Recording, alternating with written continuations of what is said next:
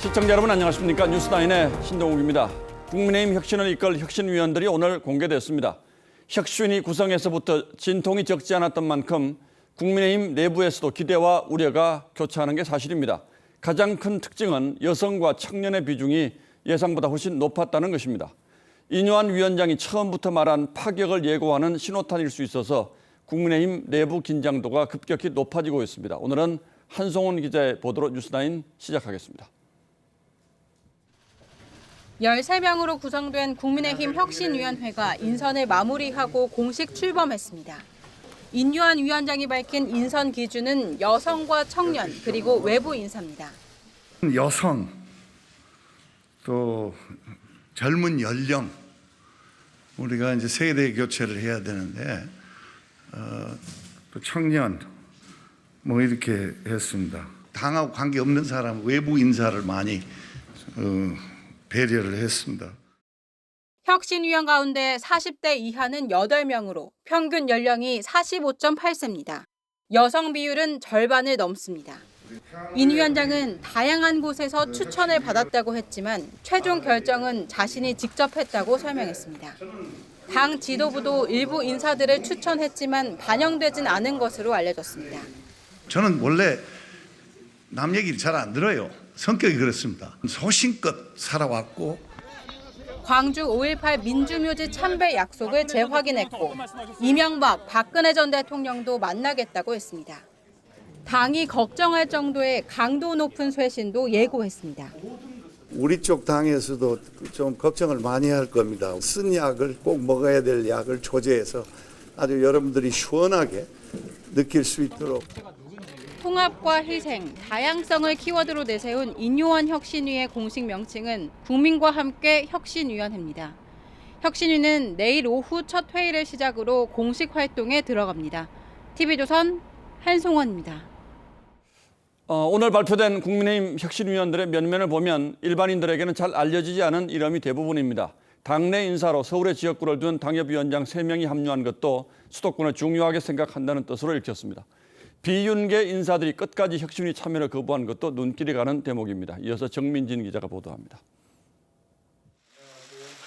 인요한 혁신위원장은 취임 첫날부터 여성 인재를 중용하겠다는 뜻을 밝혔습니다.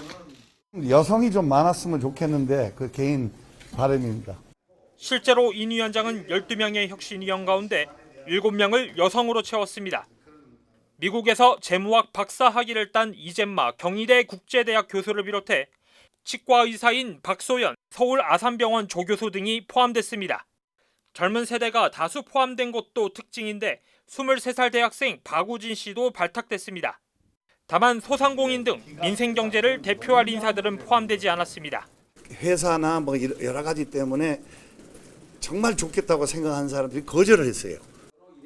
원내에선 유일하게 서울 지역구인 재선의 박성중 의원이 합류했습니다. 서울 동대문구 을과 광진구 을 당협위원장인 김경진, 오신환 전 의원도 포함됐는데 수도권 목소리를 듣겠다는 의지가 반영된 걸로 해석됩니다. 다만 비윤계 인사 중 천하람 위원장과 윤희숙 전 의원은 참여 제안에 응하지 않았습니다. 비윤계 인사들은 포함되지 않았는데 제가 쓴소리 많이 할 겁니다. 그거 걱정하지 마세요. 통합을 강조한 인 위원장이 합류를 고수한 비윤계의 목소리를 어떻게 혁신안에 담아내느냐가 혁신의 성패의 관건이 될 것이란 전망이 나옵니다. TV조선 정민진입니다. 오늘은 10월 26일이죠. 박정희 전 대통령이 서거한 지 꼭 44주기가 되는 날입니다.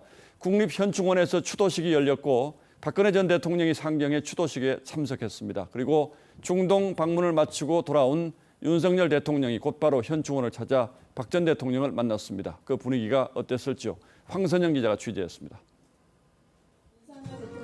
검은색 넥타이를 맨 윤석열 대통령이 박근혜 전 대통령과 웃으며 악수를 하고 나란히 앉습니다. 일동, 묵념.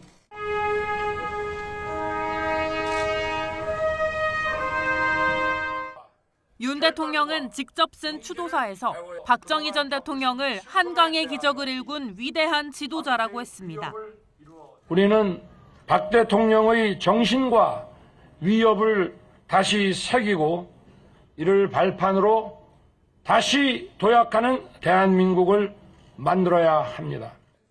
또 92개국 정상들과 경제 협력을 논의할 때 박정희 대통령을 공부하라고 추천했다며 해안과 결단, 용기를 배워야 한다고도 했습니다. 1년 6개월 만에 서울 공식 일정에 나선 박근혜 전 대통령은 정치 관련 언급 없이 정부의 위기 극복 노력을 평가했습니다.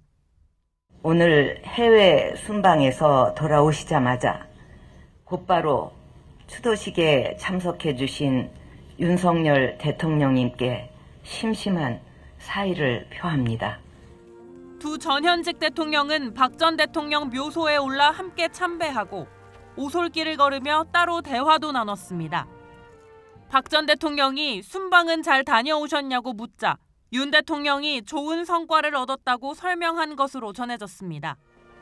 두 사람의 만남은 지난해 5월 윤 대통령의 취임식 이후 처음입니다. 영예이신 박근혜 전 대통령님과 유가족분들께 자녀로서 그동안 겪으신 슬픔에 대하여 심심한 위로의 말씀드립니다.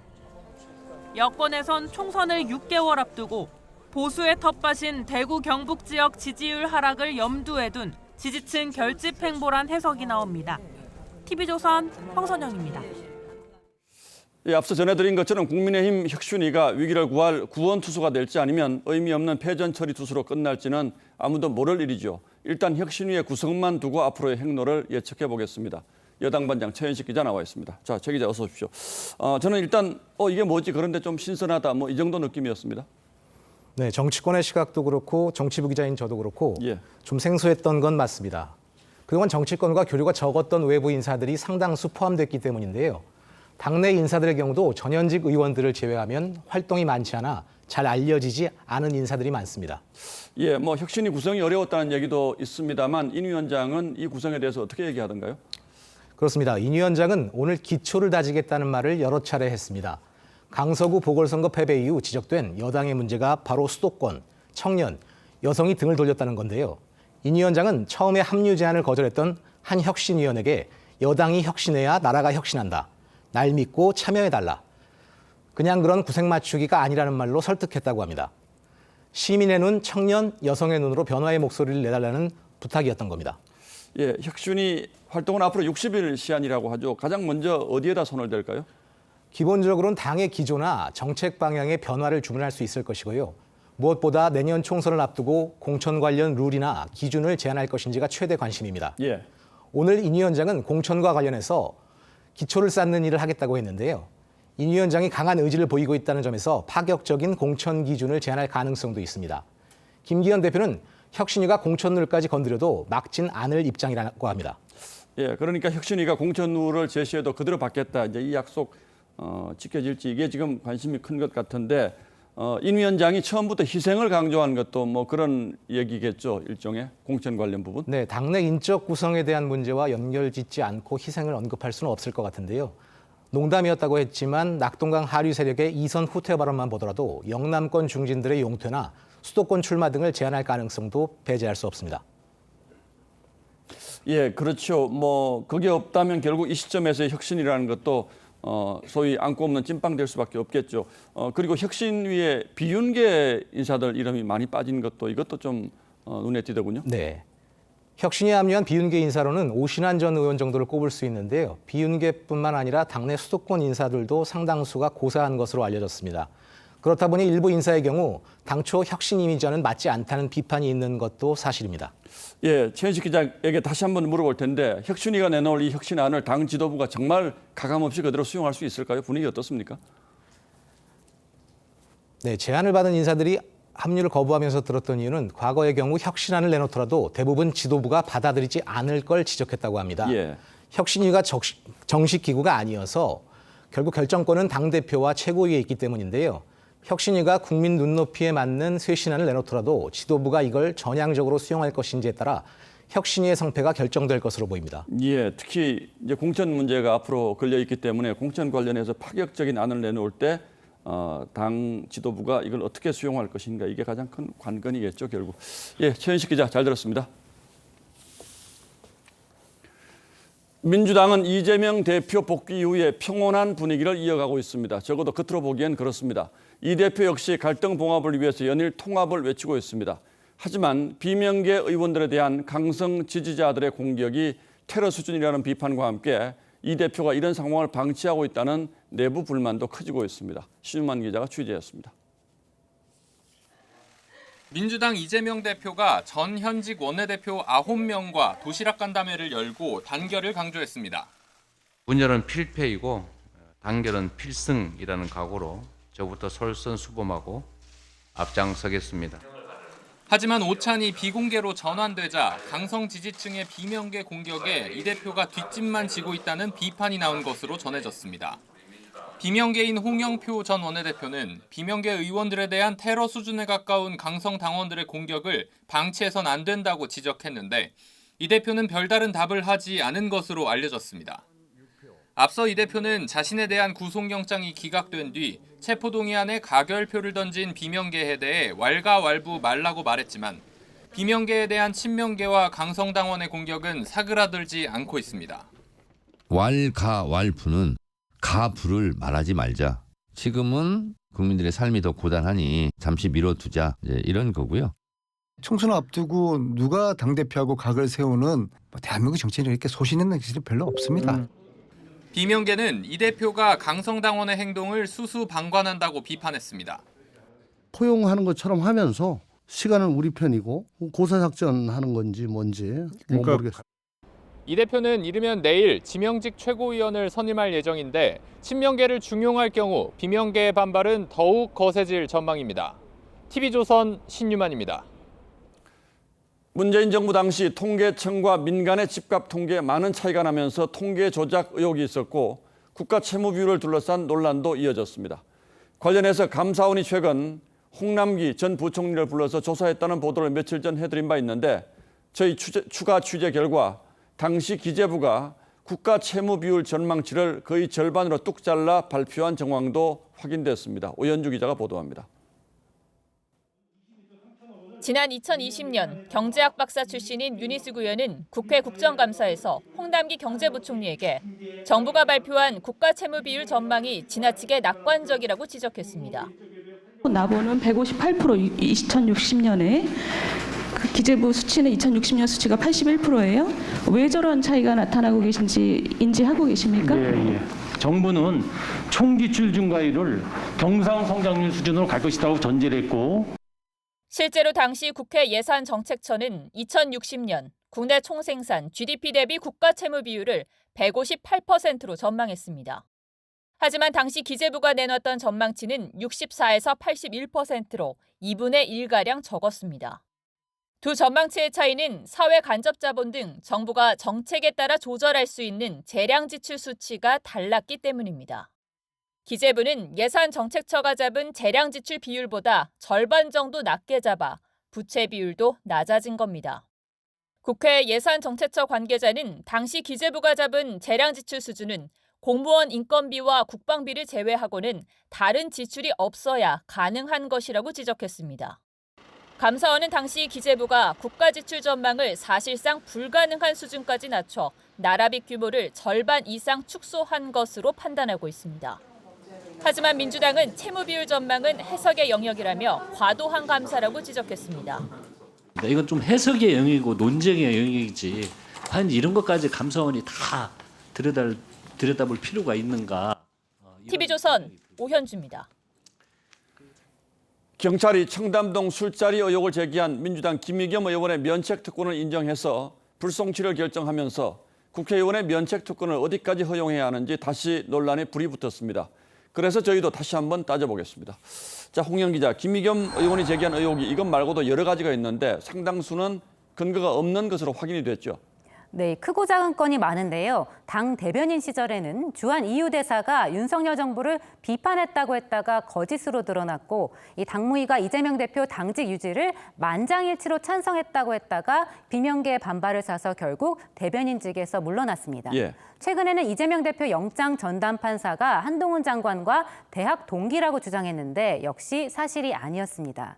외교적으로 물의를 일으켰던 EU 대사 발언권을 빼면 김 의원이 제대로 사과하거나 그러나 바로잡은 적은 없었습니다.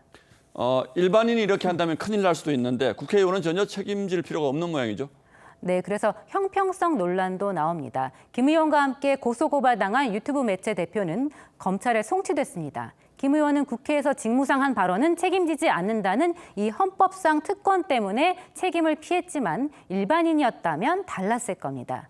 김 의원은 의혹을 제기한 뒤 강성 지지층의 후원을 받아서 지난해 말 후원금 한도액 1억 5천만 원을 모두 채우기도 했습니다.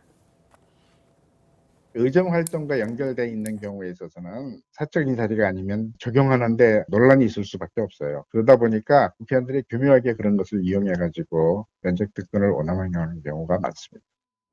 자, 그런데 이 면책 특권이 우리만 있는 건 아닐 텐데 다른 나라의 경우는 어떻습니까?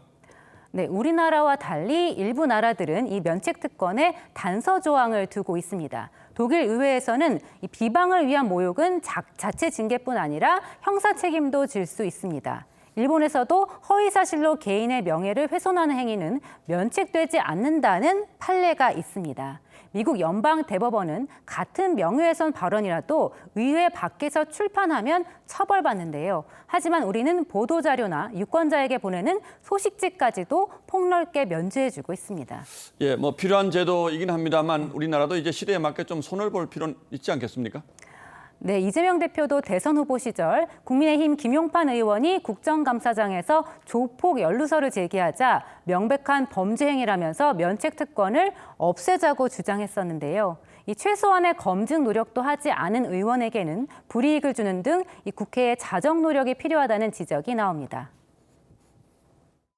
윤리위에서 윤리적인 처벌을 받아야 되는 기준이라든지 뭔가를 마련하는 것도 필요해 보인다. 정당에서 공천을 줄 때도 윤리위원회에서 징계를 받거나 치명적인 손상을 받으면 배제를 시킬 수 있는 기준들이 될 거 아니겠습니까? 예, 맞습니다. 정당에서 공천할 때도 이런 것들을 감안해야 하고 또 국민들도 판단을 해서 평가할 겁니다. 예, 홍영 기자 잘 들었습니다.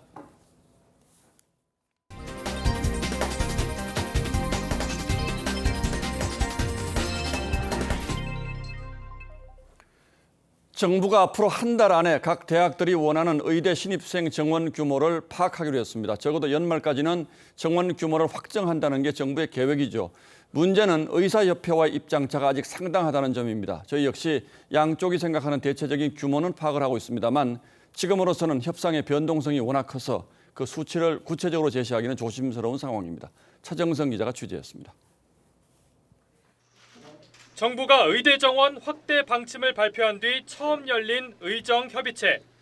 복지부와 의협 관계자가 웃으며 악수를 하지만 증원 규모를 놓고선 신경전을 벌입니다. 필수 의료에 대한 정부의 정책 자금, 지자체의 지원, 의료 전달 체계의 개선 없이는 증원의 의미는 계속될 것입니다. 그 어느 때보다도 의사 인력 확대에 대한 국민적 기대가 큰 시기입니다. 의협과 만나기 전 정부는 의대 증원 규모를 정하기 위한 조사 일정을 발표했습니다. 의대가 희망하는 증원 규모를 제출받은 뒤 현장 점검을 거쳐 4주 안에 결론을 내겠다고 했습니다. 관련 논의를 신속하게 진행하여 최대한 빠른 시일 내에 결정하도록 하겠습니다. 여건이 되는 의대부터 단계적으로 증원하고 향후 지역 의대 신설도 검토하겠다고 밝혔습니다. 이와 함께 의료계가 요구하는 수가 인상 계획도 발표했습니다. 소아과와 산부인과 수가를 1년에 총 3천억 원 올리기로 했습니다. 정부와 의협은 앞으로 매주 목요일 회의를 열고 의대 증원 규모를 논의할 예정입니다. TV조선 차정승입니다. 의대 학생 수를 늘리는 문제는 의대만의 문제가 아닙니다. 특히 이공계열 학과에서는 의과대학이 우수한 학생을 블랙홀처럼 빨아들일 수 있다는 우려가 커지고 있습니다. 국가 전체적으로도 결코 바람직한 현상이라고 할 수는 없죠. 그래서 요즘 대학가가 뒤숭숭하다고 합니다. 박재훈 기자가 돌아봤습니다. 고려대학교의 이과대는 정부의 의대 증원 방침이 알려지면서 뒤숭숭합니다.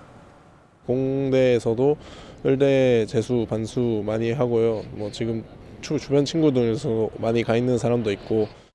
의대의 메리트가 너무나 큰 이런 현상이 좀 개선돼야 해결될 거라고 생각을 합니다. 의대 정원이 500명 늘면 이 학교 자연계 학과의 50%가 1000명이 늘면 64%까지 의대 합격권에 듭니다. 명문대에 있는 아이들도 다 반수, 그러니까 휴학 내거나 2학기 다 그냥 포기해버리고 여기 대치동에 있는 재수학원이나 이런 데 들어오고 있어요. 이공계 교수들 사이에선 의대가 블랙홀처럼 학생들을 빨아들일 거란 우려가 커지고 있습니다. 블랙홀이라는 말이 나올 상황입니다. 신입생뿐만 아니라 자연대하고 공대의 재학생들까지 굉장히 불안해지는 상황이 발생할 겁니다. 서울대 등 10개 국립대 교수회 연합체인 거점 국립대 교수연합회는 의사의 수도권 편중 문제를 먼저 해결하라며 의대 정원 증가는 신중해야 한다고 주장했습니다. TV조선 박재훈입니다.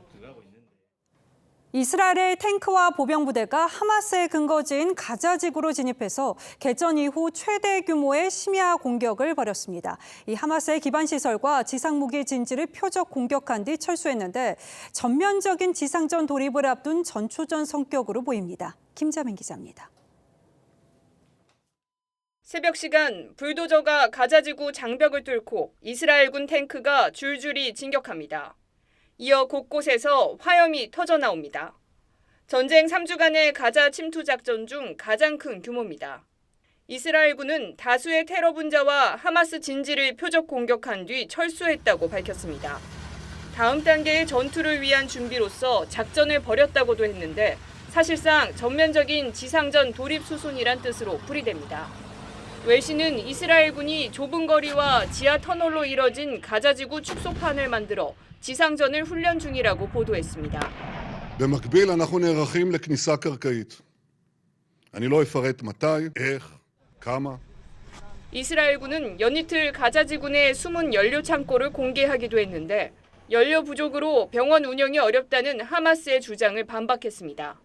Hamas prefers to have all of the fuel for its warfighting capabilities. 미 언론은 이스라엘이 지상전 연기 요청에 동의했다고 보도했지만 일각에선 하마스를 방심하게 한 뒤 기습적인 지상전을 단행할 수 있다고 분석했습니다. TV조선 김자민입니다. 이스라엘의 공습이 계속되면서 가자지구 부모들은 자녀에게 팔찌를 채우거나 몸에 이름을 새긴다고 합니다. 사망자가 너무 많아서 시신을 집단 매장하는 경우도 생기는 건데 이 아비규환 속에서 최소한 신원을 확인하기 위해서입니다. 이런 비극이 없습니다. 보도에 황정민 기자입니다. 이스라엘 포격을 피해 임시 텐트에 머물고 있는 팔레스타인 가족. 아버지가 어린 딸 손목에 푸른색 끈을 묶습니다. 사망할 경우 시신을 찾기 위한 일종의 표식입니다. لو متنا احنا تضلوا انتم عايشين وعلمنا علامات زي هيك عشان لو صار سمح الله لأن شفت الناس مقطع واشلاء يعني ما 한 곳에서 몰살되는 최악을 피하기 위해 생리별한 아내 그리고 내 자녀에게도 팔찌를 채웠습니다. احنا حطينا هذه العلامة كل اخواتي يعني لقيت مثلا احنا في خان يونس ونص في غزة. 같은 이유로 어떤 부모는 자녀의 다리에 이름을 크게 적어 놓기도 합니다. 그럼에도 신원을 알 수 없는 무연고 시신들은 번호만 적힌 채 집단 매장되고 있습니다.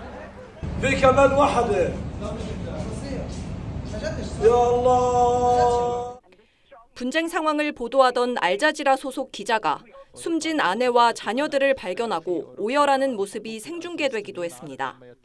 가자지구 보건부는 지난 7일 이스라엘이 공습을 시작한 이후 어린이 2,700명을 포함해 6,500여 명이 숨졌다고 집계했습니다. TV조선 황정민입니다. 펜싱 국가대표 출신 남현희 씨의 결혼 상대로 알려진 전모 씨가 스토킹 혐의로 체포됐습니다. 이별을 통보받은 뒤 남 씨의 가족집을 찾아갔다가 벌어진 일인데 앞서 두 사람의 결혼 예정 사실이 공개되면서 전 씨의 사기 전가와 성별 등 논란이 확산했었습니다. 스토킹 혐의 조사 과정에서는 전 씨가 여성인 사실도 확인됐습니다. 구자영 기자입니다. 경찰차가 경기 성남의 한 아파트 단지 입구로 들어갑니다. 오늘 새벽 1시쯤 전 펜싱 국가대표 남현희 씨의 결혼 상대로 알려진 전모 씨가 스토킹 혐의로 경찰에 체포됐습니다. 경찰들이 여기 왜 오셨냐고 그랬더니 신변보호 대상자 있어서 나와 있는 거다 그러더라고요. 전 씨는 최근 사기 전과 등이 언론에 보도된 이후 남 씨와 연락이 닿지 않자 남 씨 가족의 집에 찾아와 문을 두드리고 안으로 들어가려 한 것으로 조사됐습니다. 도주 우려 등이 없다고 판단한 경찰은 체포 5시간 뒤 전 씨를 석방했습니다. 경찰은 전 씨가 남현희 씨 주변 100m 이내 접근 등을 하지 못하도록 긴급 응급조치를 결정했습니다. 경찰은 CCTV 자료 등을 통해 스토킹 혐의를 조사하고 있다며 전 씨를 추가로 불러 조사할지 여부도 검토하고 있습니다. 경찰 조사에서 전 씨가 20대 여성인 사실도 확인됐습니다. 전 씨는 과거 남자 행세를 하거나 한 법인의 혼외자를 사칭하는 등 사기 혐의로 지난 2020년 징역 2년 3개월을 선고받은 바 있습니다. 이런 가운데 전 씨가 투자를 빌미로 사기를 벌이려 했다는 고발장도 접수돼 경찰이 수사에 착수했습니다. TV조선 구자영입니다. 배우 이성균 씨와 가수 지드래곤에게 마약을 제공한 의사가 경찰에 입건됐습니다. 마약 공급책이 현직 의사인데다가 해당 의사가 대가 없이 이들에게 마약을 제공한 것으로 파악돼서 의문이 커지는데요. 경찰은 이성균 씨와 지드래곤에 대해서는 출국 금지도 검토하고 있습니다. 주재용 기자의 보도입니다. 경찰이 배우 이성균 씨와 지드래곤 권지용 씨 등에게 마약을 제공한 혐의로 의사 A씨를 추가 입건했습니다. A씨는 최근까지 이 씨와 권 씨, 유흥업소 실장과 종업원 등 4명에게 마약을 제공한 혐의를 받고 있습니다. 경찰은 A씨가 대가를 받고 이들에게 마약을 제공한 것은 아닌 것으로 보고 있습니다. 경찰은 구체적인 마약 제공 방법 등은 아직 확인되지 않았다며 A씨가 공급한 구체적인 마약 종류와 분량을 조사 중이라고 밝혔습니다. 경찰은 또 A씨 이외에 다른 마약 공급책이 더 있는 것으로 보고 수사를 확대하고 있습니다. A씨가 추가로 입건되면서 수사 대상자는 모두 10명으로 늘어났습니다. 유흥업소 실장은 구속됐고 A씨와 이성균 씨, 권지용 씨 등 4명은 불구속 입건 상태입니다. 나머지 5명은 내사를 받고 있습니다. 이 씨와 권 씨가 국내에 체류하고 있는 것을 확인한 경찰은 출국 금지 여부 등을 검토 중입니다. 경찰은 이 씨와 권 씨가 함께 마약을 투약한 정황은 없고 다른 연예인이 수사 대상에 포함됐다는 소문은 사실이 아니라고도 밝혔습니다. TV조선 주재용입니다. 일본군 종군 위안부를 매춘 등으로 표현한 책을 쓴 박유아 교수에 대해서 이 대법원이 무죄를 판결했습니다. 이게 1심은 무죄, 2심은 벌금형이 선고됐던지라 대법원 판결이 주목됐었는데요. 대법원은 박 교수의 표현이 사실의 적시가 아닌 학문적 의견이라고 판단했습니다. 이재준 기자의 보도입니다. 2013년 제국의 위안부라는 책을 쓴 박유아 교수는 일본군 위안부 피해자들의 반발 끝에 명예훼손 혐의로 기소됐습니다. 조선인 위안부가 자발적으로 매춘업에 종사했고 일본군과 함께 전쟁을 수행하는 동지적 관계였다는 등 책 내용 가운데 35곳이 문제가 됐습니다. 1심은 대부분의 표현이 의견이고 피해자가 특정됐다고 보기 어렵다며 무죄를 선고했습니다. 반면 2심은 책 내용 일부가 일본군 위안부 강제 동원을 부정한 허위의 사실이라며 벌금 1,000만 원을 선고했습니다. 1, 2심 판결이 엇갈린 상황에서 대법원은 무죄 판결을 내렸습니다. 재판부는 문제가 된 표현 모두 명예훼손으로 처벌할 만한 사안이 아닌 학문적 주장 내지는 의견 표명으로 봐야 한다고 밝혔습니다. 그러면서 학문적 표현은 연구윤리를 위반하거나 타인의 권리를 침해하지 않는 한 정당하다고 덧붙였습니다. 박 교수는 법원의 판결을 반겼습니다. 올바른 판결을 내려주신 판사님들께 감사드립니다. 위안부 지원단체는 이해할 수 없는 판결이라며 반발했습니다. TV조선 이재중입니다. 지난 대선에서 허위 보도가 이뤄졌다는 의혹을 수사하고 있는 검찰이 그 범위를 확대하고 있습니다. 대장동 초기 사업자를 인터뷰한 신문의 전현직 기자와 인터넷 매체 전직 기자에 대해서 압수수색했습니다. 앞서 검찰은 이 사건과 관련해 언론사 3곳을 강제 수사했었죠. 조성호 기자의 보도입니다. 대선을 5달여 앞둔 2021년 10월 경향신문은 대장동 초기 사업자 이모 씨가 부산저축은행 대출 브로커 조우영 씨에게 10억 원의 불법 자금을 건넸다는 기사를 보도했습니다. 여기에는 2011년 윤석열 대통령이 주임검사 시절이었을 당시 대검 중수부가 이를 알고도 묵인했다는 내용이 담겼습니다. 같은 날 인터넷 매체 뉴스버스도 이 씨 인터뷰를 토대로 비슷한 기사를 내보냈습니다. 그런데 이 씨는 검찰 조사에서 대검 중수부는 조 씨에게 건넨 10억 원을 묻지 않았다며 인터뷰 내용이 왜곡됐다는 취지의 진술을 한 것으로 전해졌습니다. 이에 따라 검찰은 당시 기사를 작성한 뉴스버스 전직 기자와 경향신문 전현직 기자의 집을 압수수색했습니다. 검찰 관계자는 김만배 씨가 대장동 의혹이 불거진 이후 허위 프레임을 만든 정황이 있다며 그 와중에 일련의 보도가 있었던 만큼 배후 등 경위 파악이 필요하다고 설명했습니다. 경향신문 노조는 사실관계와 증언이 상식적, 합리적으로 납득할 만하다고 판단되면 보도하는 게 기자의 직업 윤리라고 반발했습니다.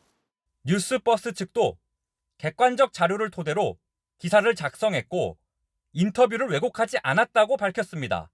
TV조선 조성호입니다. 이 서울 강남에서 마약이 담긴 음료가 학생들에게 배포돼서 대치동 학원가가 발칵 뒤집히는 일이 있었죠. 일당 가운데 주범에게 15년형이 선고됐습니다. 법원은 청소년을 상대로 한 범행인 만큼 중형이 불가피하다고 했습니다. 서영일 기자가 보도합니다. 4월 길모 씨 일당은 서울 강남 학원가에서 필로폰을 섞은 음료를 집중력 향상 효과가 있다고 속여 학생 9명에게 나눠줬습니다. 음료를 마신 학생 부모에게 전화해 자녀가 마약을 했으니 신고하겠다며 돈까지 요구하다 덜미가 잡혀 재판에 넘겨졌습니다. 피해자들에게 하실 말씀 따로 없으세요? 1심 법원이 마약 음료 100병을 만든 주범 길 씨에게 징역 15년의 중형을 선고했습니다. 재판부는 길 씨가 보호받아야 할 미성년자를 이용해 영리를 취득하려 했다며 상식으로 도저히 예상할 수 없는 신종범죄를 저질렀다고 질타했습니다. 더욱이 마약 통상 1회분의 3.3배에 달하는 0.1g을 넣어 음료를 제조했다며 신체와 정신 발달이 한창인 피해자는 의도치 않게 마약을 접하게 됐다고 지적했습니다. 함께 기소된 마약 제공책과 조직원 모집책 등 공범도 징역 7년에서 10년형을 받았습니다. 중국 보이스피싱 조직 소속으로 범행을 총괄한 이모 씨는 중국으로 도주했다가 현지에서 불법 체류 혐의로 붙잡혀 조사를 받고 있습니다. 검찰은 이 씨의 국내 송환을 추진하고 있습니다. TV조선 서영일입니다. 어르신들이 받는 연금 통계가 처음으로 나왔습니다. 65세 이상의 90%는 한 달에 평균 60만 원을 받았고 집 소유 유무 등에 따라서 연금액은 격차를 보였습니다. 노후 빈곤을 걱정하지 않을 수 없었는데요. 연금 가입자들은 한 달에 33만 원쯤 내고 있었습니다. 송병철 기자입니다. 어르신들이 모여있는 서울 탑골공원. 현재 연금을 받고 있는지 물었습니다. 공무원으로 재직한 경우 근무 연수에 따라 연금액이 달라집니다. 근무 기간에 따라서 급수에 따라서 책정돼서 나가는 거. 보통 250원 다 받지요. 은퇴 후 소득이 없거나 적으면 정부에서 기초연금이 나옵니다. 돈은 좀 많이 냈는데 지금 소득이 한 달에 뭐 한 22만 원 나오네요. 정부가 기초연금과 국민연금 등 11종류의 연금을 종합했더니 65세 이상의 90%인 776만 8천 명이 한 달 평균 60만 원을 받는 걸로 집계됐습니다.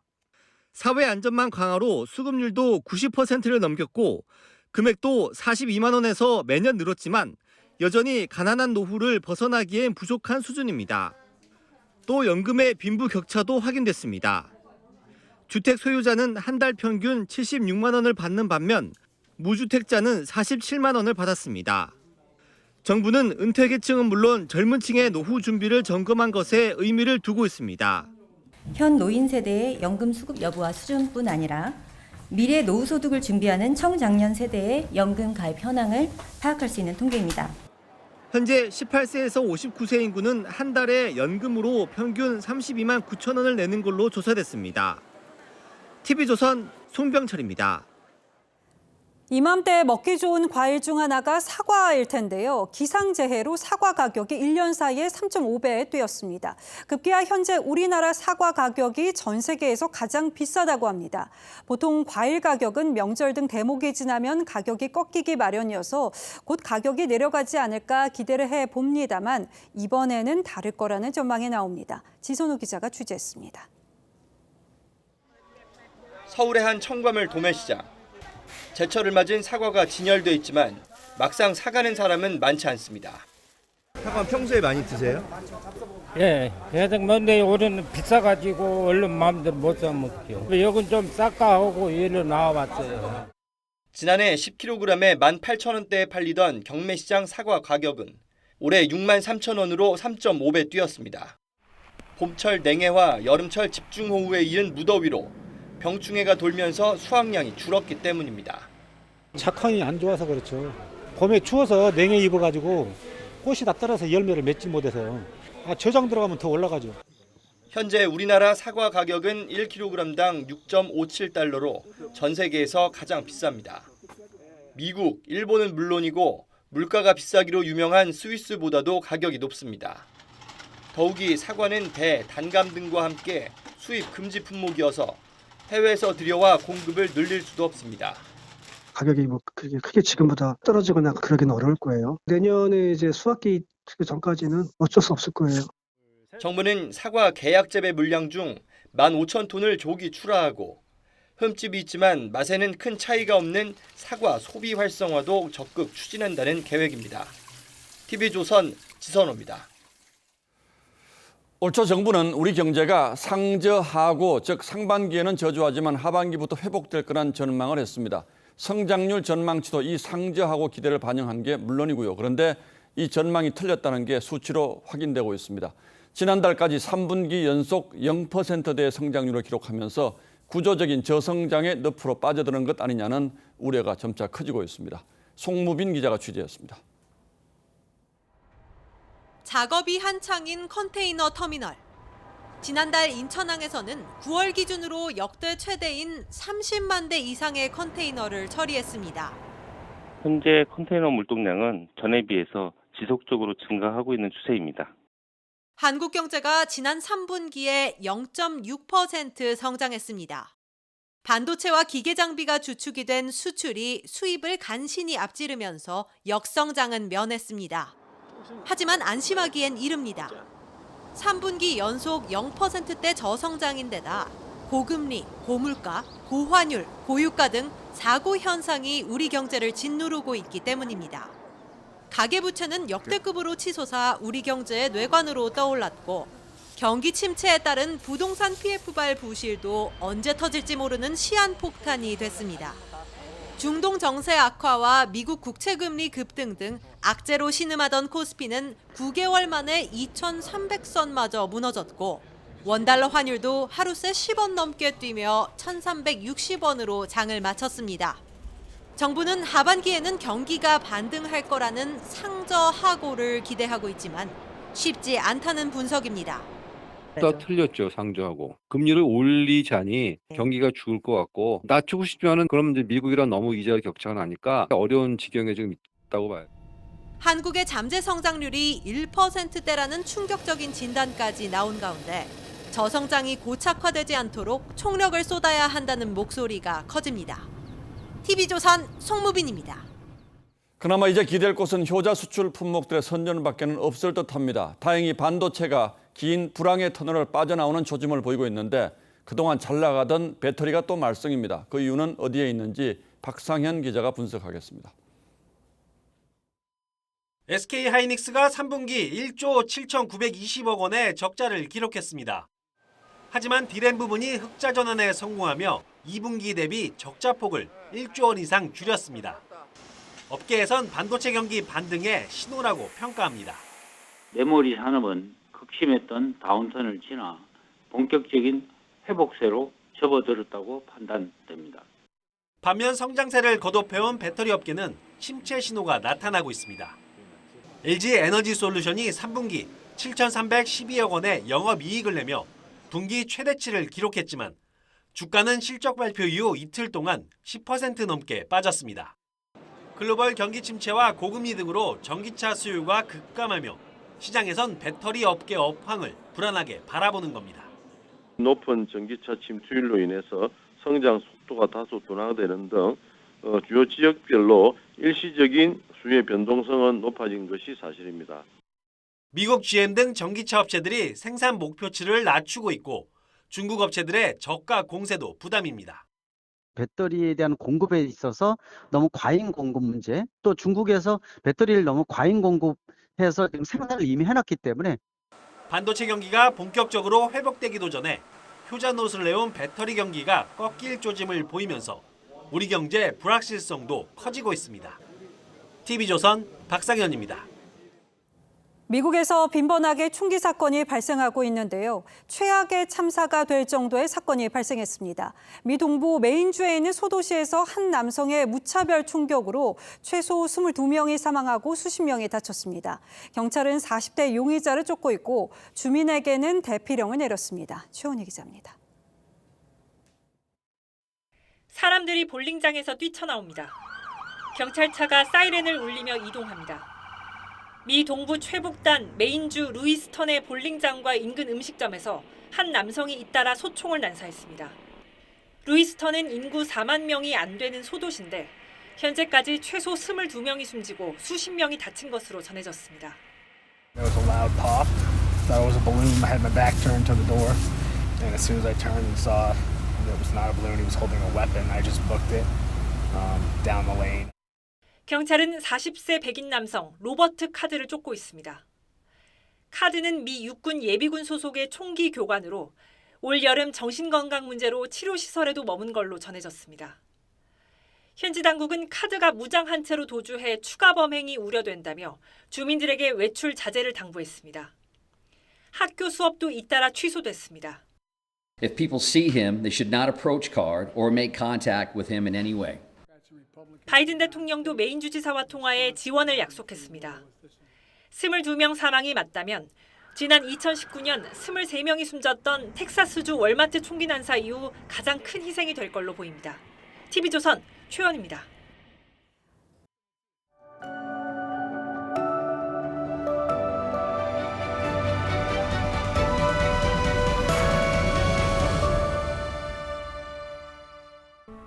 He used to say that artists use lies to tell the truth while politicians use them to cover the truth up. 정치 기술자들에게 거짓말이란 기술치고도 허접한 잔기술입니다. 순간순간을 땜질하는 연명수단이죠. 하지만 숨은 고수가 소년에게 가르치는 싸움의 기술은 삶의 큰 기술입니다. 마음이 죽으면 몸도 죽는 거야. 지난 대선 때 김혜경 씨가 이재명 후보와 통화합니다. 제가 잠시 기절을 했었는데 눈을 딱 뜨는 순간에 우리 남편이요. 이 사람아 하면서 막 울고 있는 거예요. 이 통화를 진중권 교수가 인위적 가식적이라며 이렇게 충고했죠. 홍보는 잔기술이 아니라 진정성으로 해야 합니다. 홍보업계에서는 흔히 PR이란 피할 건 피하고 알릴 건 알리는 것이라고 정의합니다. 김의겸 민주당 의원이 대변인 시절 거짓 브리핑이 논란이 되자 인용했던 말이죠. 그는 PR맨을 자처하며 그 정도 잔기술은 이쪽 업계에서는 통용된다는 또 하나의 명언을 남겼습니다. 한때는 대통령의 입이었고 또 정당의 입이었던, 그리고 지금도 국민의 입이랄 수 있는 사람의 생각이 이쯤이라니 참으로 참담합니다. 청담동 술자리 거짓 의혹을 제기했던 그에게 경찰이 면책 특권을 이유로 불송치 처분했습니다.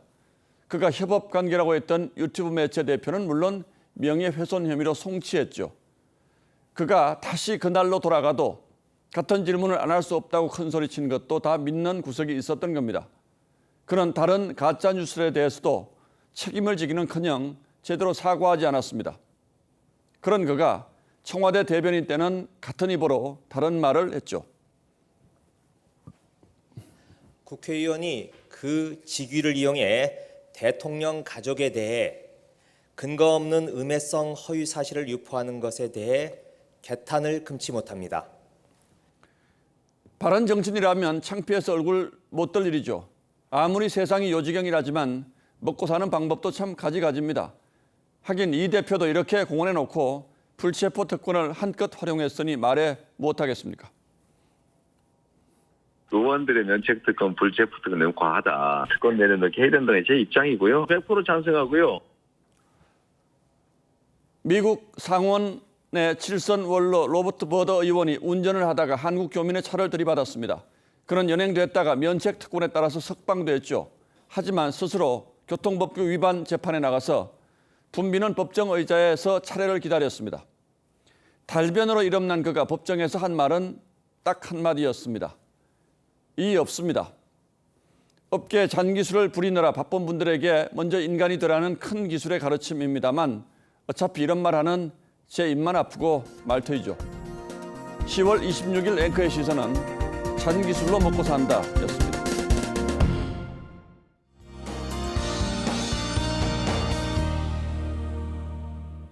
오늘 하늘도 흐리고 먼지로 인해 시야가 답답했는데요. 밤사이 중국발 스모그가 유입되면서 내일 오전까지 서쪽 지역을 중심으로 미세먼지 농도가 높게 나타나겠습니다. 오후부터는 원활한 대기 확산으로 보통 수준을 회복하겠습니다. 한편 오늘 자정까지 서쪽 지역을 중심으로 비가 내리겠습니다. 5에서 최대 40mm가 예상되고요. 동풍의 영향으로 내일은 영동 지역을 중심으로 5에서 최대 60mm의 비가 내리다 낮이면 대부분 그치겠습니다. 내일 새벽부터 오전 사이 곳곳에 짙은 안개가 끼겠고요. 오늘 밤에는 서해안에, 내일은 강원 산지와 동해안, 제주도에서도 강풍이 불겠습니다. 북서쪽에서 찬 공기가 내려오면서 내일은 오늘보다 기온이 큰 폭으로 떨어집니다. 아침에 서울이 8도로 오늘보다 7도가량 낮겠고요. 한낮에도 서울이 19도, 강릉 16도로 오늘보다 낮겠습니다. 바다의 물결은 최대 4m로 매우 거세겠습니다. 이번 주말에는 대체로 맑겠습니다. 날씨였습니다. 예, 10월 26일 목요일 뉴스나인은 여기서 모두 마치겠습니다. 시청해주신 여러분 고맙습니다.